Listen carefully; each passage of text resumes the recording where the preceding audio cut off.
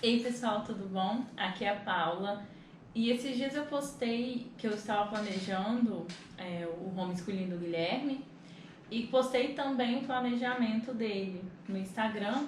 E eu tive muitas dúvidas, algumas pessoas vieram falar comigo, vieram me perguntar se eu iria postar, né? Colocar tudo estruturadinho que eu fiz. Então eu percebi que esse é um assunto que gera muita dúvida e muita gente não sabe como fazer. Inclusive, quando eu comecei lá com a educação domiciliar, quando eu comecei a pesquisar, eu percebi que eu não tinha essa informação fácil. Eu tive que pesquisar algumas coisas em livros, procurar saber de algumas famílias, entrar em contato com algumas mães, perguntar como que elas faziam. Então eu tive dificuldade, inclusive errei bastante por conta disso. Então eu quero passar para vocês um pouco do que eu faço, passar o passo a passo bem detalhadinho, para que vocês não errem igual eu, porque eu errei, eu perdi um tempão fazendo e depois eu vi que aquilo ali não se encaixava muito bem e que alguns planejamentos que eu vi, que eu procurei saber, eles não funcionavam muito bem para minha família. Eu enchi de conteúdo e acabou não dando muito certo. Bom, primeiro a gente tem que entender o que é um planejamento, né? O planejamento é uma estratégia de gestão. É uma preparação, uma organização. Você vai organizar e planejar tudo aquilo que você vai fazer durante um ano. Quando eu fui fazer a minha pesquisa, eu fui, como eu falei, procurar outras famílias. Eu peguei um pouco do que eu estudei no curso de pedagogia. Eu li um livro chamado Blueprint Homeschool. Vi vários vídeos no YouTube. Então, assim, eu corri atrás de muito material para conseguir estruturar o meu planejamento. E para eu não perder nada, eu consegui me organizar aqui mentalmente e não esquecer de nada que é importante. Eu coloquei aqui no computador para eu conseguir pegar passo a passo. E antes de tudo, a gente tem que entender o que é planejamento. Porque antes de fazer o planejamento, tem que entender a estrutura. Então, o planejamento, ele é uma estratégia de gestão. Mesmo se tratando de dentro de casa, de educação domiciliar, de certa forma você vai gerir alguma coisa ali. E ele serve para preparação, organização e estruturação. Então, você vai preparar todo o seu ano, deixar tudo organizadinho, estruturado, para você saber qual o seu objetivo, o que você vai, aonde você vai com isso. Né? Você ter bem organizado, bem planejado tudo que você vai fazer, porque caso alguma coisa precise desviar do caminho, você sabe aonde você vai ter que chegar, onde você quer chegar. E quando eu estava pesquisando, eu usei algumas fontes, outras famílias, eu tive que procurar outras mães, porque eu não encontrei muita coisa fácil, né? Peguei um pouquinho do curso de pedagogia que eu fazia, o livro do Blueprint, alguns vídeos e também errei bastante, né, enquanto eu planejava. E uma coisa muito importante é não se comparar com outras famílias. Porque o que acontece? Muitas vezes você chega, aí você vê uma família no Instagram e acha aquilo tudo lindo, muito bom, muito bonito, só que aquilo ali não funciona para você. Você não tem a mesma condição financeira, seja mais alta ou mais baixa. Os filhos não são seus filhos. A casa não é a mesma estrutura, você não tem o mesmo estilo de vida, os valores podem ser diferentes. Então é muito importante você ter um pé no chão e saber qual é a realidade da sua família e se inspirar no que as outras pessoas fazem. Porque senão aí não adianta. Se você pegar o modelo já feito certinho para uma família e colocar na sua, aí não adianta que não vai funcionar. Porque é a mesma coisa que está na escola. Pegar um modelo que não foi feito para você e colocar dentro da sua casa. Então isso não vai funcionar. Então, pé no chão, saber direitinho qual que é a realidade da sua família. E o planejamento ajuda muito, porque às vezes durante o planejamento é que você vai conseguir visualizar isso e entender qual que é a realidade, o perfil e as necessidades do seu filho. O segundo ponto é deixar bem claro por que planejar. Então, por que eu vou fazer esse planejamento? Então, por que eu não posso pegar, simplesmente acordar e falar o que eu vou fazer hoje com meu filho? Por que eu tenho que fazer esse planejamento anual? Pode ser semanal, mensal, mas o anual é muito melhor porque você tem um começo e um fim para aquela sua meta. Então, você vai ter organização, porque você vai acordar, você vai saber o que fazer. Imagina, você acorda, não sabe o que fazer, o seu filho não está num dia bom, acontece algum imprevisto, alguém chega na sua casa, e aí? Porque a educação domiciliar acontece dentro de casa, mas dentro de casa não é todo dia a mesma coisa. Existe imprevisto, existem várias questões ali. Então você tem que estar bem organizadinha para não ter problema, para você não esquecer, para você saber qual conteúdo você vai passar naquele dia, o que você vai fazer para não perder nada. É importante também ter um objetivo bem claro.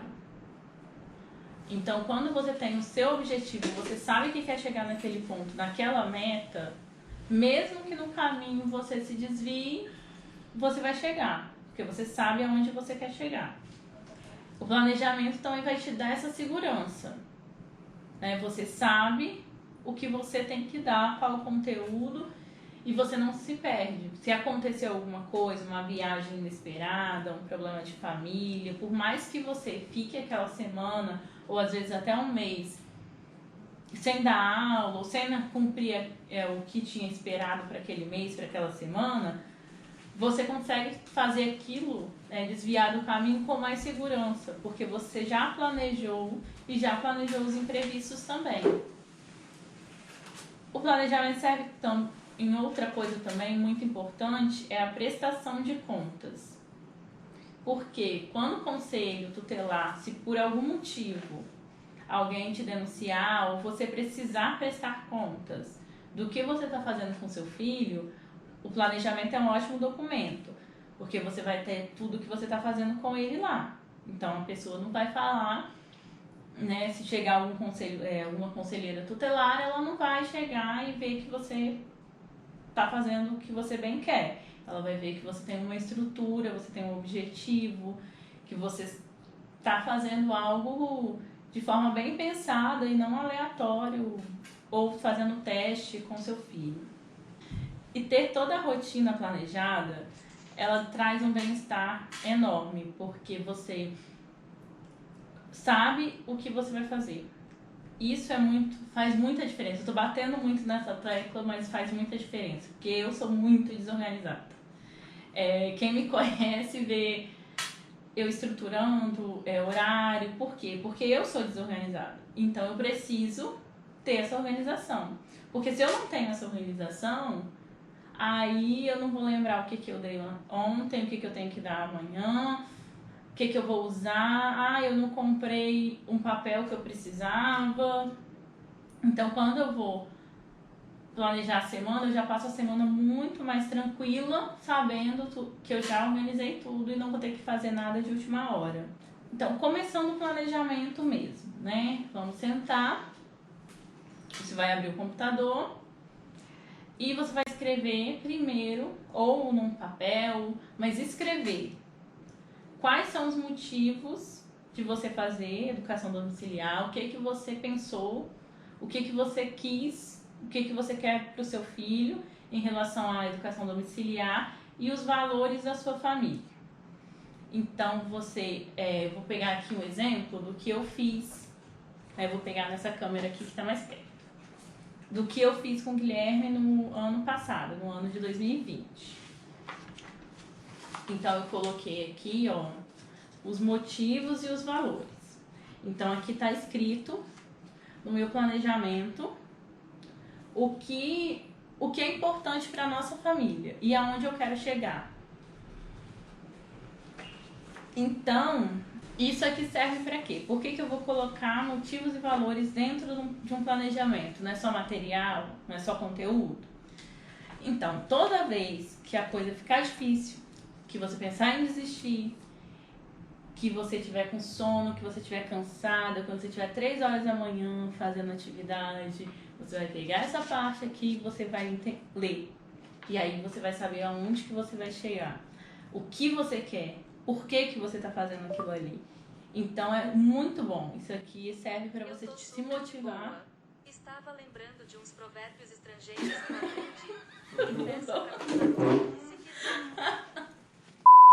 Então essa parte é uma das partes mais importantes, porque é a parte que vai te motivar e que quando você tiver algum problema, você vai botar o pé no chão e lembrar do porquê que você está fazendo tudo aquilo. Então, a segunda parte que eu coloco aqui são os pontos fortes e os pontos fracos. Depois eu vou mostrar o que eu coloquei esse ano. Mas eu coloquei aqui os pontos fortes do Guilherme e os pontos fracos. E como que você sabe disso? Observando o seu filho. Então, você vai tirar, se por acaso você já não sabe essa informação, você vai tirar um tempo e você vai observar ele, vai observar o que ele é bom, o que ele faz com facilidade, aquilo que é mais difícil, o que ele gosta mais, o que você tem que ficar pedindo para ele várias vezes para fazer, e vai anotando. E depois você faz, né, coloca no papel, no planejamento, o que é ponto forte e o que é ponto fraco. Isso vai ajudar na hora de você fazer as atividades e na hora de você fazer as atividades, escolher o conteúdo. Eu sei que você deve estar aí ansiosa, querendo saber de material, querendo saber de método, querendo saber de tudo e falando, ai, mas isso aí é encher linguiça. Não, essa parte é muito mais importante. Por quê?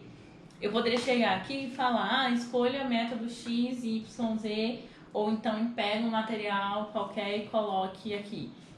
Só que, se você não sabe quais são os valores da sua família, o motivo de fazer educação domiciliar, os pontos fortes, pontos fracos e várias outras questões antes de pensar em material, você provavelmente vai comprar o material errado.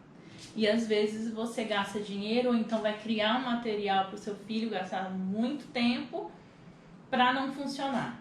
Porque às vezes você faz uma coisa que ele não vai se interessar, ou que vai ser muito fácil, ou que vai ser muito difícil.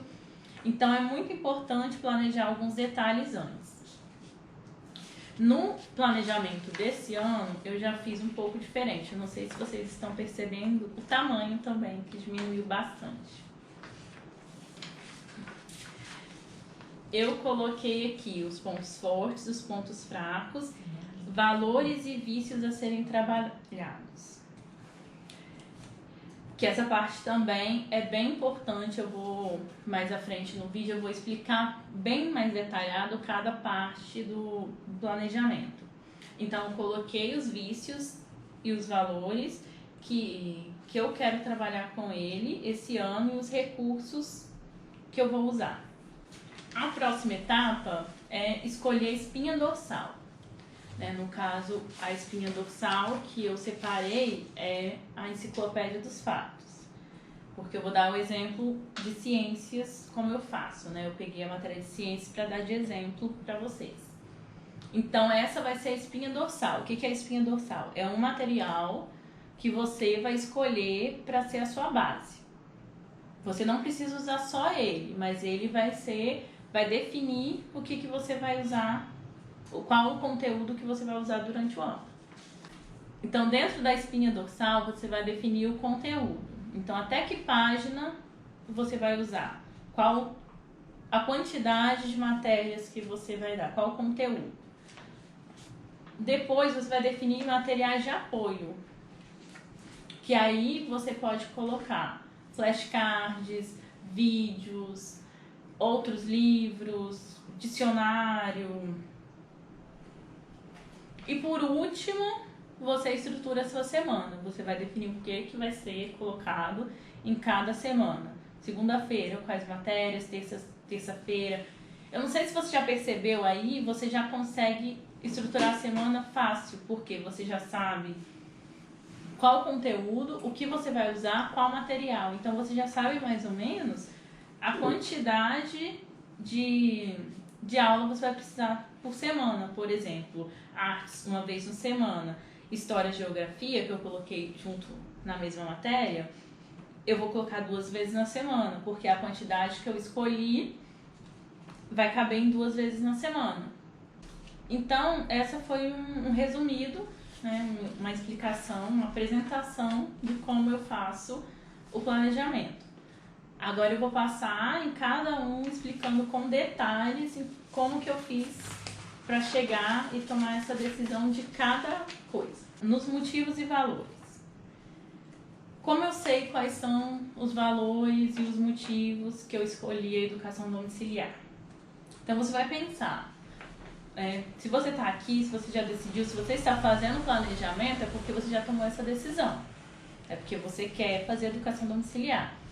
Então, assim, o que te atraiu? Aí vai colocando no papel, eu gostei de tal coisa, é porque eu tenho tal valor, é porque eu quero que meu filho chegue em tal lugar. Então você vai pensar em todos os valores, o que você acredita, do seu marido, o que vocês querem como família, qual o objetivo de vocês, qual o objetivo final da sua educação com o seu filho, o que você quer.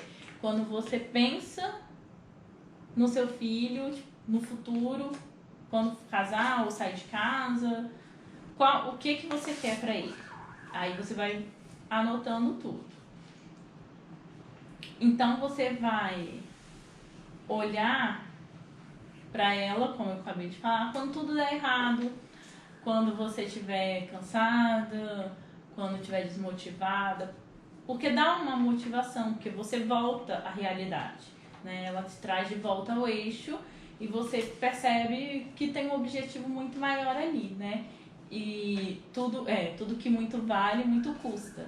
Então, aí você vai ter o que vale a educação do seu filho e por que você está fazendo isso. Pela sua família, vai estar tudo aqui.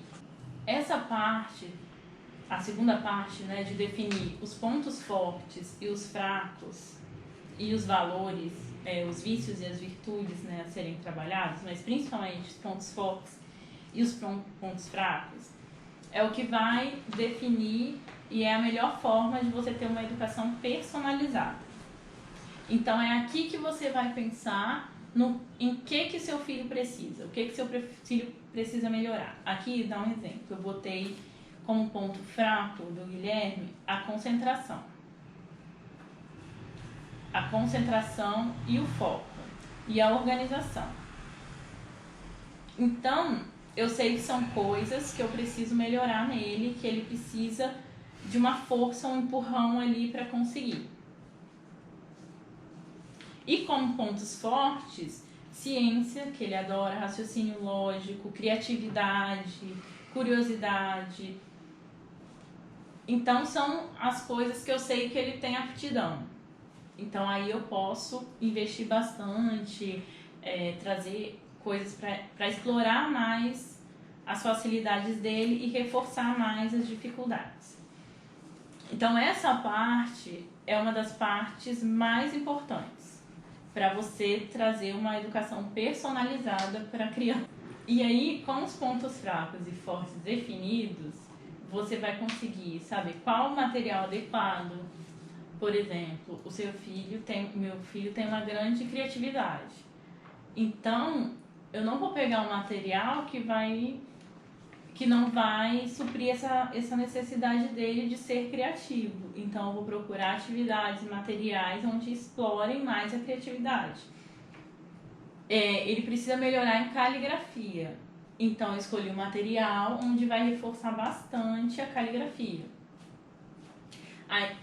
Essa é a melhor forma de você não errar ao escolher o material, o conteúdo, tudo para o seu filho. Porque aqui é onde você vai definir quem é a criança e o que você vai melhorar. E logo abaixo eu coloquei um quadrinho de valores e vícios, né? Vícios e virtudes. E tá, você pode perguntar, por que eu vou colocar vícios e virtudes no planejamento? Não é uma coisa do dia a dia, uma coisa que a gente está sempre trabalhando? Então, o vício e a virtude são nada mais do que hábitos, né? Para Aristóteles não existe a diferença entre o que é certo e o que é errado, do que é bom e mal. Então, a virtude é uma disposição para fazer o bem, para fazer o que é bom.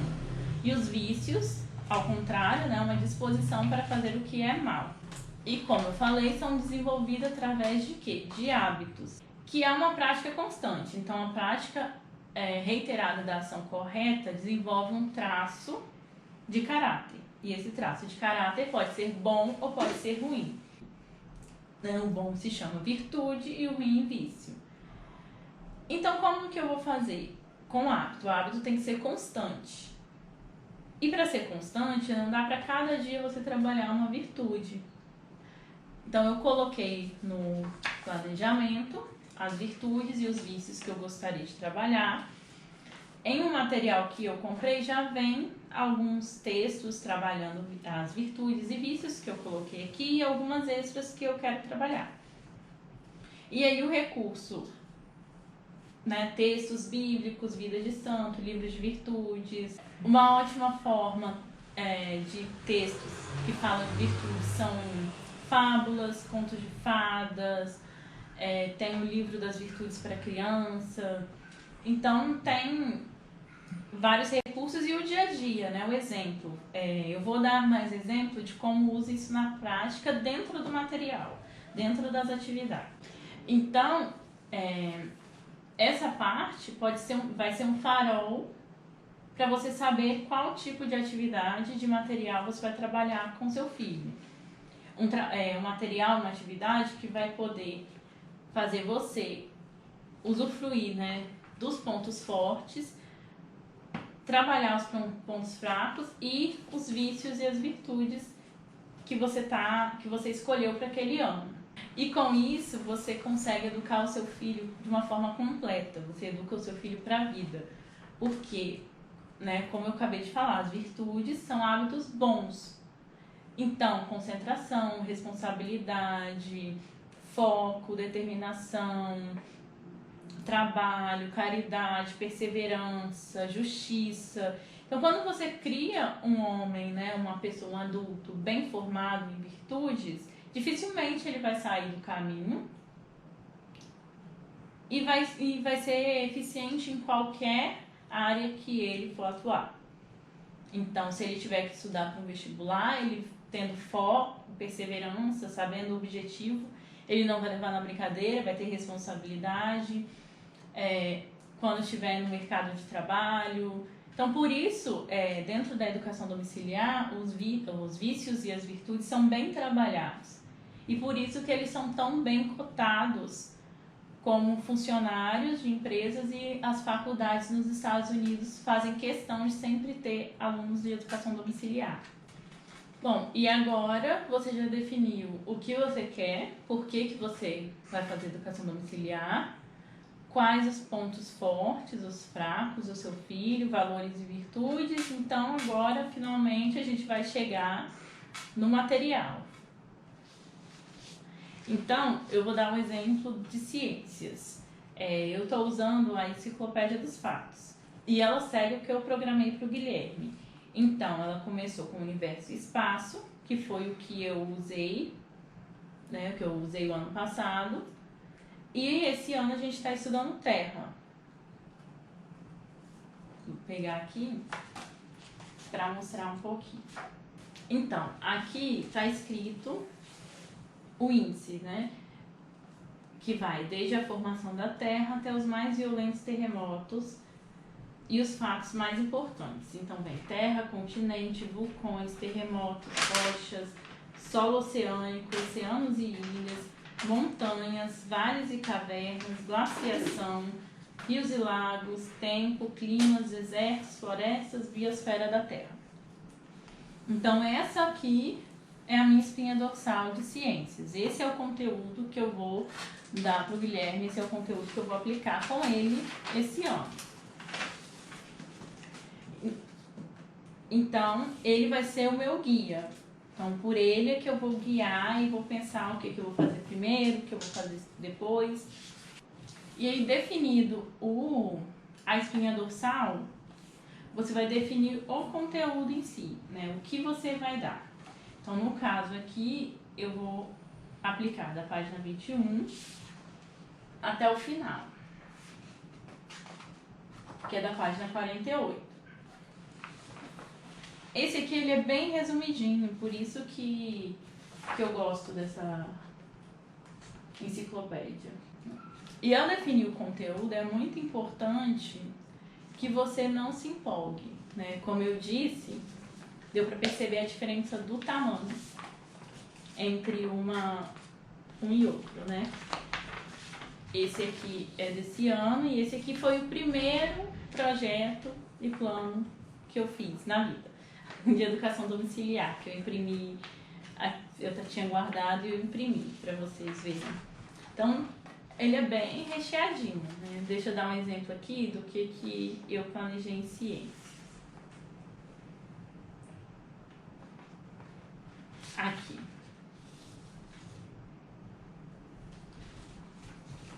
Eu tinha planejado, né? A primeira vez que eu sentei para planejar.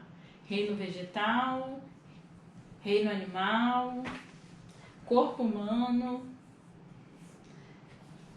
Então eu ia dar conteúdo pra caramba, né, em ciências.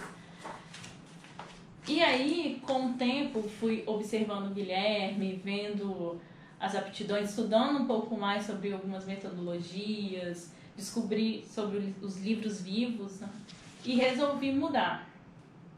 Então eu resolvi mudar o planejamento e fazer o universo, porque eu vou começar de fora para dentro. Então eu vou pegar, porque tem um sentido muito mais lógico. Universo, depois a terra, depois seres vivos, mineral, vegetal, classificações dos seres, plantas. Então vai fazendo um certo sentido até chegar no corpo humano. Então tem que ser um conteúdo realista. Não dá para você pegar tudo que você vê, como eu fiz, e colocar e achar que a criança vai dar conta ali. Então, e é muito melhor ir com calma. Você vai vendo, vai indo aprofundando mais o assunto. Então é bem melhor você fazer um planejamento um pouco mais enxuto, como eu fiz, e você conseguir aprofundar mais aquele assunto. E tem 6 anos que eu estudo e pesquiso sobre educação infantil. Desde que o Guilherme nasceu, é um assunto que eu gosto e eu pesquiso muito. E há aproximadamente uns 3 anos que eu foquei e estudo sobre educação domiciliar.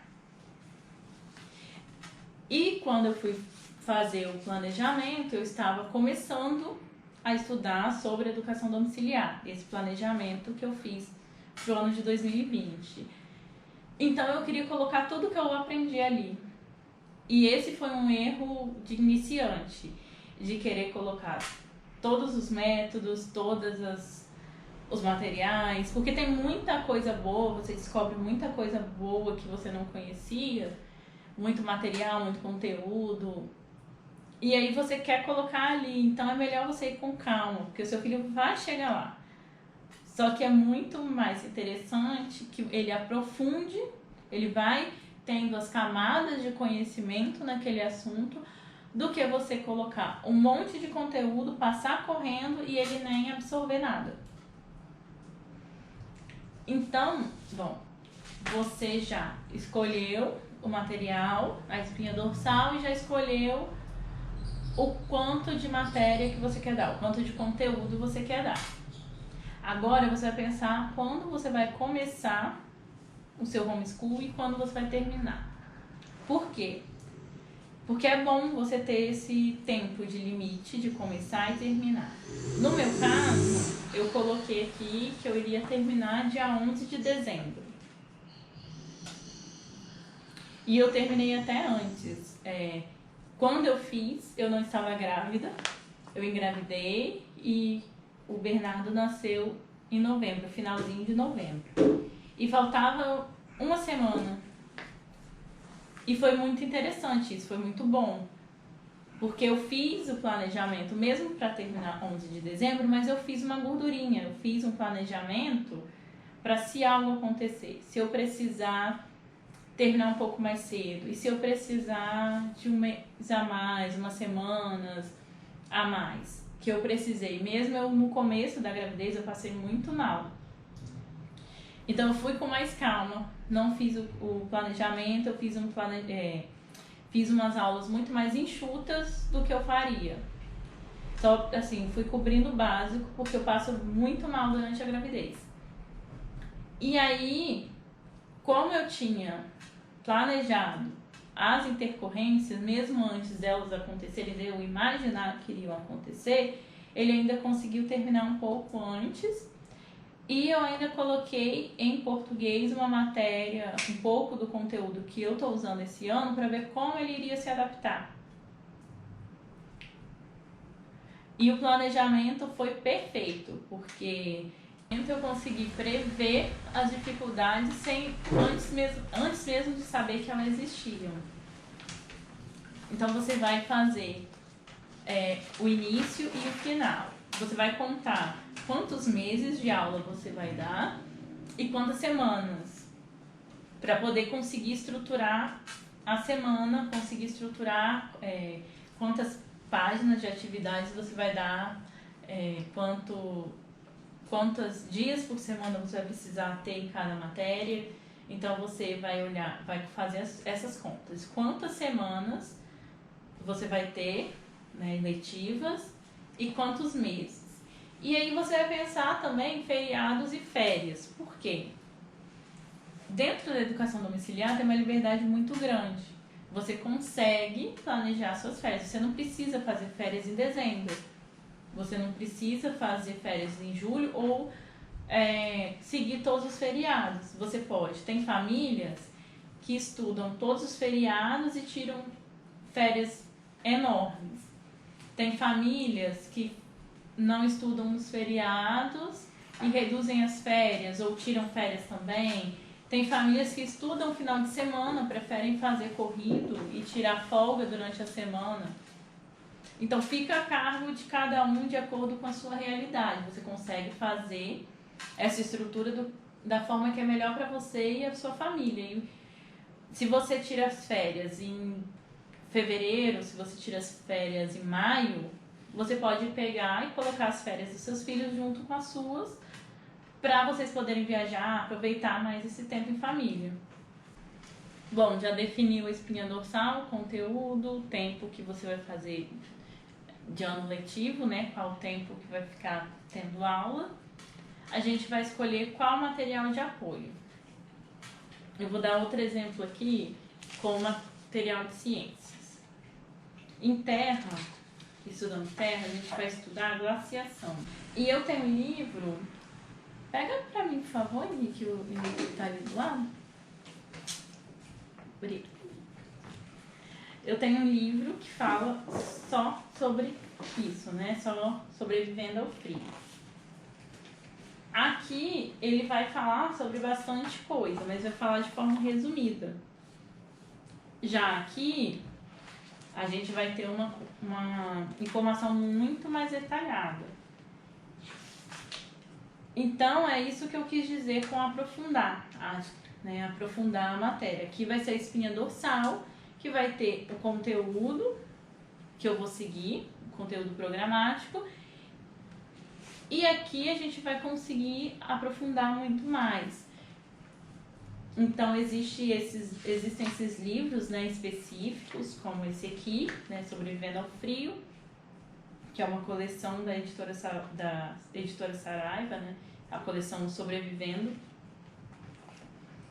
Tem os livros vivos. Nós estamos usando, por exemplo, o Viagem ao Centro da Terra, do Júlio Verne, que é um exemplo de livro vivo, que é um livro vivo, falando bem resumidamente, é um livro onde traz a criança para o conteúdo, onde a criança tem liberdade para explorar aquilo ali. Então, os livros de Júlio Verne, por exemplo, é assim, né? O Viagem ao Centro da Terra, a gente tem como explorar muita coisa do que a gente vai lendo ali. Tem muitas fontes de informação, a gente pega, olha no mapa onde eles foram, faz a viagem. Então, tem livros vivos como material de apoio, flashcard. Você pode usar documentários, vídeos, videoaula. E uma coisa que eu uso bastante com o Guilherme é a experiência dentro de ciências, porque ele gosta muito de fazer experiências. Ele vai tomar banho, quando eu vou ver ele está fazendo experiência com shampoo. Então ele fica o dia inteiro fazendo coisas assim. Hoje ele estava fazendo um cabo pro boneco deles passar, e eu falei, filho, mas você está brincando? Ele, não estou brincando, eu estou fazendo uma experiência. Então a gente aproveita bastante essa criatividade dele e essa vontade de ver as coisas funcionando que ele tem dentro de ciências. Então eu aproveito e faço atividades onde ele vai estar sempre se movimentando.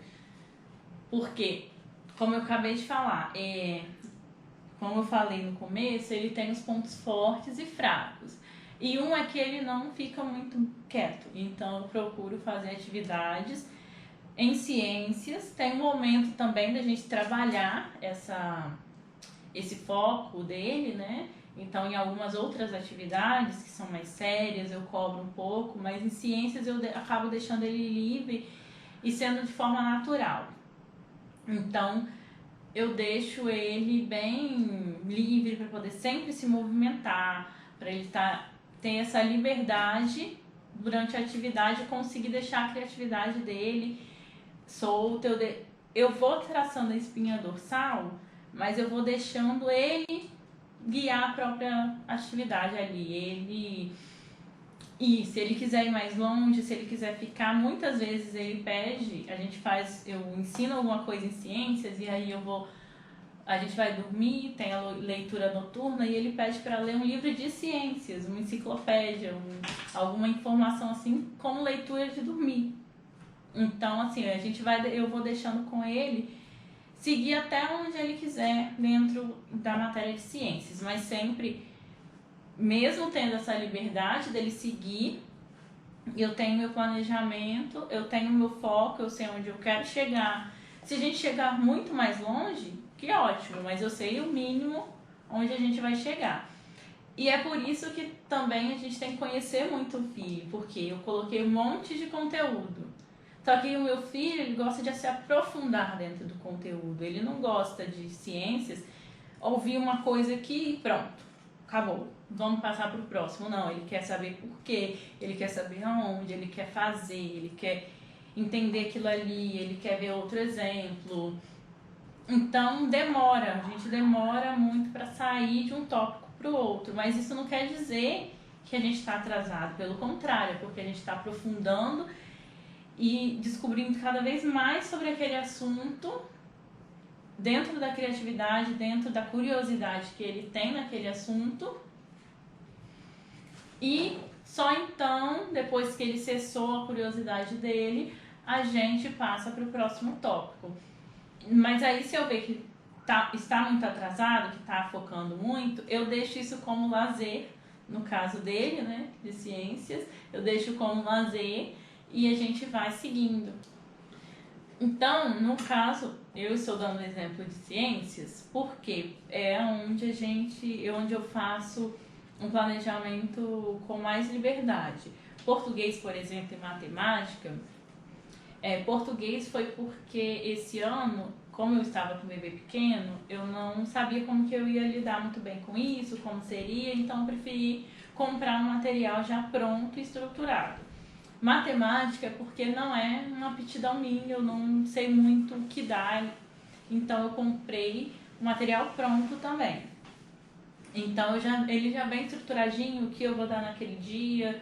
Então eu só sento na semana para organizar e ver o que eu vou precisar, se eu preciso comprar alguma coisa, algum material, quanto tempo eu vou me dedicar ali. Então já vai estruturado. Então quando você já compra o material pronto, bem estruturado, sua espinha dorsal, ela já tem tudo, ele te deixa muito mais focado, você já sabe o que dá, fica mais fácil, mas fica mais engessado. Então por isso que eu usei o de ciências como um exemplo, né? E voltando, lembrando que para você escolher um material, até a questão do material de apoio ou material a espinha dorsal, você precisa conhecer bem o seu filho e saber as aptidões. Porque em ciências eu olhei alguns materiais, mas eu não quis comprar nenhum material pronto onde eu me defini muito aonde eu ia com ele. Então eu decidi escolher uma enciclopédia e eu mesma fazer as atividades, porque eu quis deixar essa liberdade. O restante das matérias eu também faria. Eu fiz isso o ano passado. Eu só comprei o ano passado um material de matemática, porque, voltando, né, sempre olhar dentro da sua realidade e a realidade do seu filho. Eu não saberia muito por onde ir em matemática, que não é um ponto forte meu, é péssimo. Então eu preferi comprar o material, mas o restante das matérias, português, ciências, eu dei tudo do que eu fazia. Então parava toda semana e eu mesma fazia as atividades dele. Então é sempre bom lembrar disso. Toda vez que for escolher qualquer tipo de material e atividade, voltar lá nos pontos fortes, fracos, o que você quer. Por isso que é bom fazer isso antes e pensar muito bem o que você vai colocar ali, porque você sempre vai voltar para ver e escolher o que você vai fazer. Bom, então agora a gente já escolheu. A gente já sabe quais os valores da família, escolheu o material de apoio, viu o que vai estudar em cada parte, né? Em cada matéria, o que vai estudar em cada matéria. E vamos chegando ao final do planejamento por enquanto, né? Do planejamento anual, do planejamento mais completo. Agora a gente já pode planejar a nossa semana, né? Ver o que a gente vai fazer. Vamos estruturar a semana. Aí, vou pegar exemplo aqui desse ano.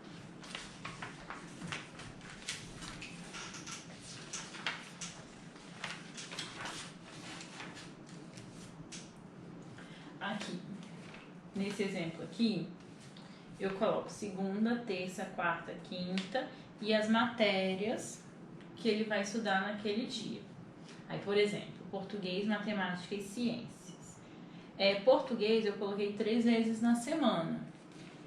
Mas em todas as atividades aqui, por exemplo, coloquei catecismo, ele vai estudar cópia, caligrafia, junto com as outras matérias. Então, a gente vai estar sempre estudando português, sempre lendo, mas a atividade mesmo, de acordo com o material que eu comprei, eu coloquei 3 vezes na semana. E é um material bastante denso, tem bastante conteúdo ali, bastante coisa para fazer, então você pode perceber que quando tem português tem menos matérias. Aí eu coloco português, matemáticas e ciências na segunda-feira. Por quê? Segunda-feira é sempre um dia complicado. Final de semana, a gente sai da rotina, às vezes ele assiste um pouco de televisão, então ele sempre está meio preguiçoso na segunda-feira, né? Ele sempre está mais, a gente tem que forçar ele um pouco mais. E aí, como ciências é a matéria favorita, eu coloco logo como a última matéria de segunda-feira. Por quê? Porque ele já sabe que vai ter ciências. Então, ele faz muito bem português e matemática, sabendo que na tarde, a gente vai ter a tarde, o horário da tarde, para poder brincar. Na cabeça dele, né? Mas é a aula de ciências. E quando você for estruturar, você coloca primeiro as atividades que são fixas. Se, por exemplo, ele faz algum esporte, você vai colocar primeiro os dias ali que não é você que escolheu, que você não tem como mudar. Então, você coloca as aulas de música, esporte, às vezes inglês, que a criança faz fora, coloca, e aí você vai ter a visualização do que sobrou para você colocar as matérias. E aí você vai... Lembra que você fez a conta de quantas semanas de aula você vai ter que dar, quantos meses? É aqui que você vai ver. Dentro do meu planejamento de história, né, história e geografia, que estão juntos, eu vou ter a necessidade para cobrir todo o conteúdo de acordo com a quantidade de semanas de aula que eu tenho, 2 vezes na semana. Uma vez na semana não vai cobrir, 3 vezes na semana eu vou terminar muito cedo. Se você tem intenção de que termine alguma matéria antes do ano, aí você também organiza dessa forma. Então, para organizar a semana, você tem que fazer um pouquinho dessa conta de matemática. Mas se eu conseguir, você consegue também.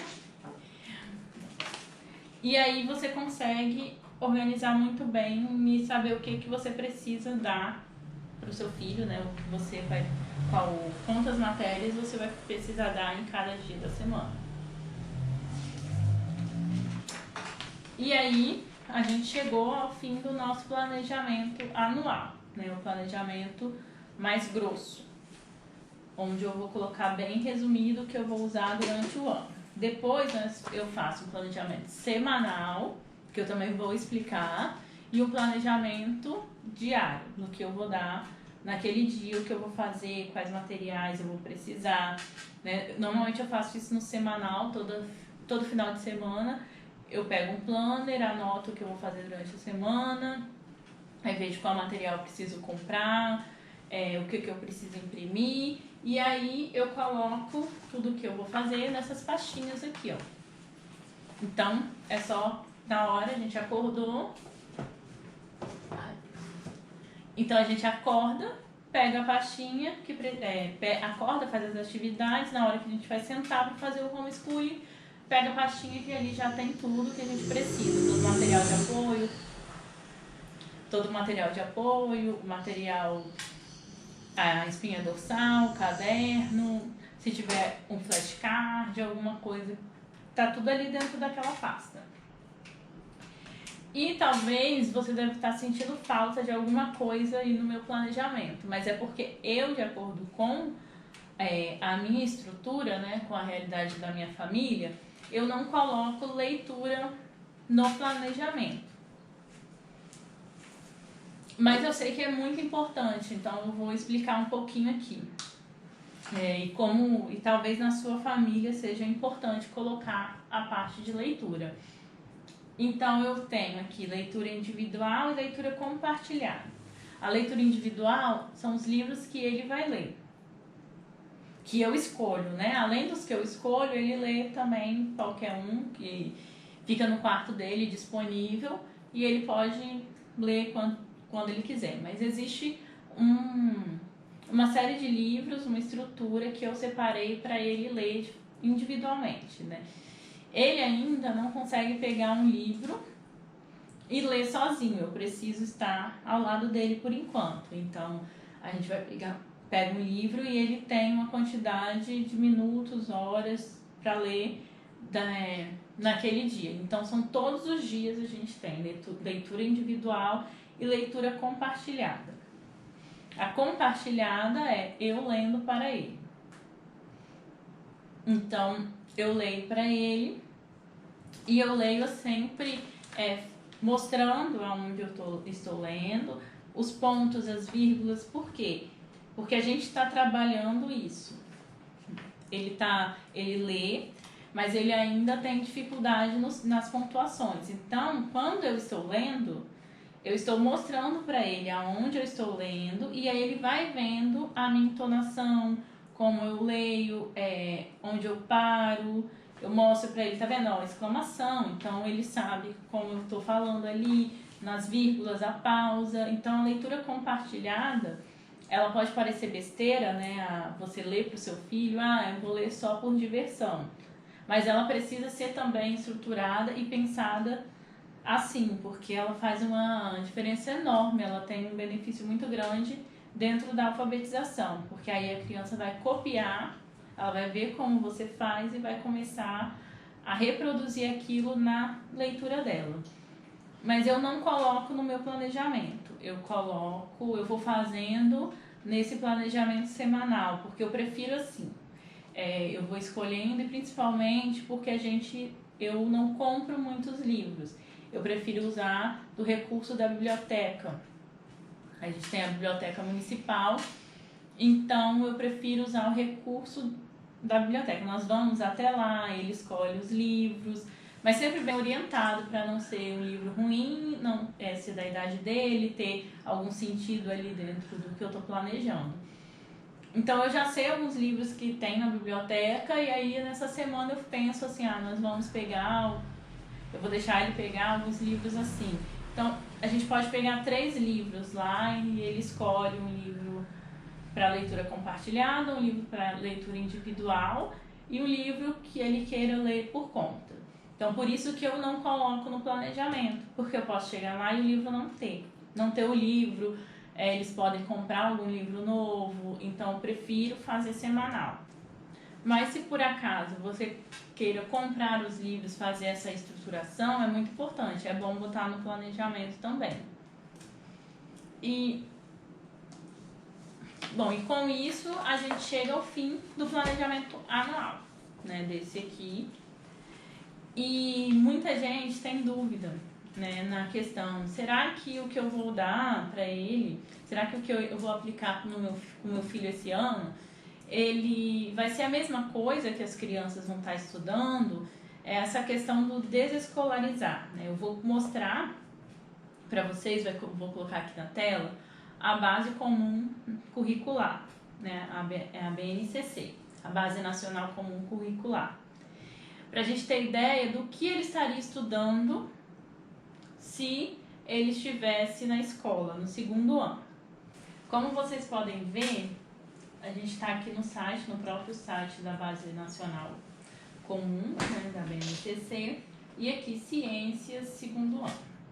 Tem aqui as unidades temáticas e as habilidades. O que ele estaria aprendendo em ciências no 2º ano, independente, e isso é independente de qualquer escola, seja uma escola no Acre e no Rio Grande do Sul. Ele vai estar estudando matéria e energia, propriedades e uso dos materiais. Então aqui, quais habilidades? Identificar de que materiais são feitos os objetos, né? Aqui, metais, madeira, vidro.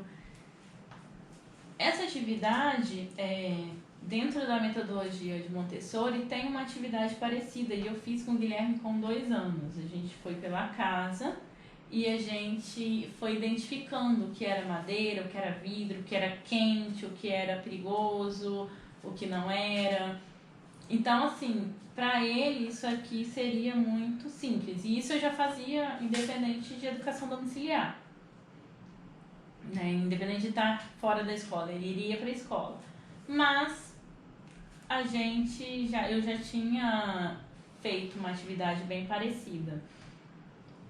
Aqui propor o uso de diferentes materiais para a construção de objetos de uso do cotidiano, tendo em vista algumas propriedades desses materiais: flexibilidade, dureza e transparência.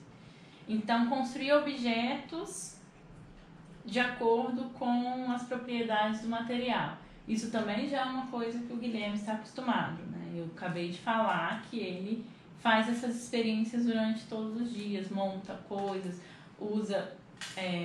vive pedindo coisas da cozinha para poder fazer experiência, montar castelos. Então ele já utiliza bem essa questão das propriedades do material, uma coisa que para ele seria bem fácil e bem desinteressante se ele estivesse na escola.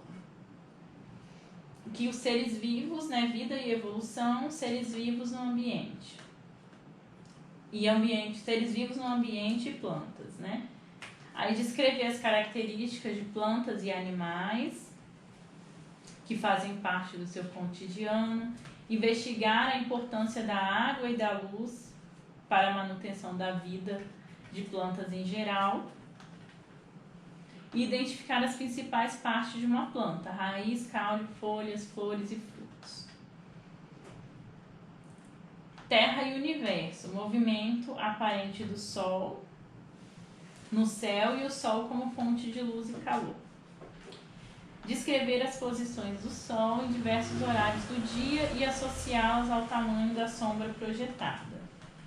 E comparar o efeito de radiação solar, aquecimento e reflexão em diferentes tipos de superfície: água, areia, solo, superfície escura, clara, metálica. Então, basicamente seria olhar, né, qual o tamanho da sombra e observar essa diferença do Sol, que a gente já faz também em percepção artística. A gente observa uma planta de acordo com a época do ano, uma planta perto de casa, a gente observa como fica a luz no sol, como que, dependendo da hora do sol, né, dependendo da hora do dia, a folha está um pouco mais clara, um pouco mais escura. Então, isso aqui a gente faz bastante em percepção artística, né, em artes. E comparar o efeito da radiação solar, ver se existe aquecimento ou se tem reflexão de acordo com, dependendo do material. Então, assim, essas matérias seriam muito simples, muito fáceis e provavelmente desinteressantes para o Guilherme. A gente consegue, dentro da educação domiciliar, fazer isso. Quando ele tem aptidão e ele tem um desenvolvimento muito melhor do que, né, acima do que as outras matérias, a gente consegue avançar muito, o que não aconteceria na escola. Ele ficaria preso a esse tipo de conteúdo e não teria o que fazer. Então, por isso que às vezes também a criança, ela pode parecer que ela seja ruim em uma atividade. Muitas vezes isso acontece, né, dentro da escola. E é porque a criança, na verdade, não tem interesse. Aquela atividade ali, aquele conteúdo, é um conteúdo que não gera interesse, já é fácil ou não é do método da criança. Então, por isso que é bom, dentro do planejamento, você não ficar travado, você não travar aquilo ali, você ter flexibilidade. Porque senão não vai ser muito diferente do que a escola faz. Ela coloca isso aqui, né? Ela coloca as unidades temáticas, as habilidades. As escolas vão aplicar essa habilidade, né, de acordo com a metodologia, da forma que quiser, mas é isso aqui. E não tem muito para onde, não tem como sair daqui. E se você também fizer um plano travado, que aquilo ali não tem como sair, que não tem como mudar, que não tem como a criança explorar mais, ou então falar, ela não está aprendendo muito bem aqui, vamos reforçar mais. Se você faz isso travado, você não vai estar muito diferente da escola. Então, por isso que eu trouxe a BNCC, para a gente ver essa questão de travar demais o plano, e a questão também do tipo de atividades, né? Do tipo de conteúdo. Que a gente não precisa...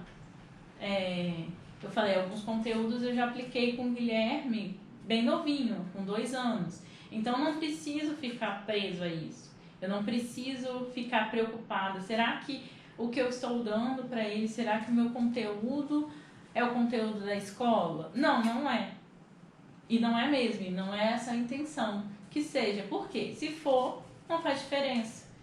Eu tirei ele da escola exatamente para ter esse tipo de liberdade. E conseguir fazer uma educação personalizada, uma educação onde ele vai se desenvolver muito melhor. Eu vou conseguir deixar ele livre nas atividades que ele gosta, explorar bastante, nas atividades que ele tem um pouco mais de dificuldade, né, nas matérias.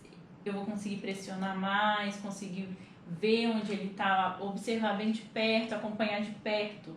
E quando eu acompanho de perto, eu vejo que mesmo sendo uma matéria onde ele tem dificuldade, ele evolui muito mais rápido. Então, a gente chega ao fim do nosso planejamento. Faça o passo a passo, vai fazendo cada atividade, vai fazendo cada ponto devagar. Você pode tirar um dia para fazer cada ponto, um dia para pensar e quais são os valores e os objetivos da sua família. Tirar um tempo para observar bem o seu filho, para saber o que ele gosta, o que ele não gosta. Você pode testar antes de fazer o planejamento, pegar se existe algum material, alguma coisa que você já esteja interessada, pegar uma amostra ou uma atividade parecida, no modelo parecido, e testar com seu filho antes de comprar um material. Então, por isso que é bom planejar. Depois vai fazendo a escolha dos vícios, das virtudes, dos materiais. Pega um dia, vai com calma, um dia para cada coisa. Se precisar de mais de um dia, não tem problema, faz com antecedência. Eu gosto de começar o planejamento em novembro, começar a sentar, pensar em novembro. Mesmo que eu não termine, que eu leve 2 meses, mas eu começo a pensar e começo a pensar devagar. Por quê? Porque a gente precisa fazer isso bem a cara do nosso filho. E muito importante que eu não falei, né? Mas se você tem um ou mais filhos, né? Se você tem mais de um filho, se você vai fazer educação domiciliar com mais de um, não é o mesmo planejamento, mesmo se forem gêmeos, tá? Você vai fazer o planejamento para cada um, porque olhar cada um individualmente, qual é o melhor tipo de planejamento, qual o melhor planejamento, qual o melhor material, qual é melhores livros para aquele filho seu. Não fazer todo mundo no mesmo pacote, não. Então, vai com calma, faz esse planejamento com bastante antecedência, pensando bastante, e depois me fala o que você pensou, o que você fez. Qualquer dúvida também pode me perguntar, que eu estou disponível. E eu vou continuar, né? Eu falei do planejamento anual, aí eu vou continuar vou fazer o vídeo do planejamento semanal, onde eu vou explicar direitinho como que eu decido o que fazer durante aquela semana, quantas páginas eu vou fazer, como que eu penso, vou fazer atividade X, vou fazer atividade Y. Então eu vou passar direitinho estruturado como eu faço o planejamento semanal e o planejamento diário, né? O que eu vou dar em cada dia.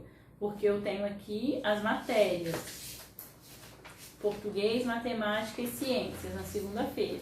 Mas não tem o que eu vou dar. Mesmo sendo material estruturado, eu tenho que pensar, né? Se eu vou dar o quê? Gramática, leitura, vocabulário, caligrafia, cópia, ditado. Então, o que eu vou aplicar naquele dia para fazer o material durar a quantidade que ele precisa durar.